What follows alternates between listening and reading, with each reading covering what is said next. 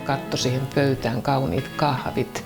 Pappa soitti kannelta. Leipiä pökittiin viljalaariin jyvien sekaan, että ne pysyy siellä sitten tuoreen. Kun mä olen Törnävän kirkossa ja lähden sieltä kotiin, niin mulle tulee mieleen lihapulla. Limppisoppaa meillä tehtiin usein. Joo, sitä tehtiin kanssa. Jotenkin se liittyi siihen hyvään oloon sen saunan jälkeen ja sitten siihen Markussydän tuntiin. Voi, mulla on vielä yksi ihana muisto. Suuren sai tuotti sen tiikeri hai. Aallon välkkeeseen loistaa kuu, rannan hiekalle heijastuu. Yksi ainoa varjo vain, nyt ei toista nähdä lain. Poissa varjo nyt toinen on, laulu loisteessa kuutaamon. Kaikuu syyn siihen tietää kai, avain merten julma hai.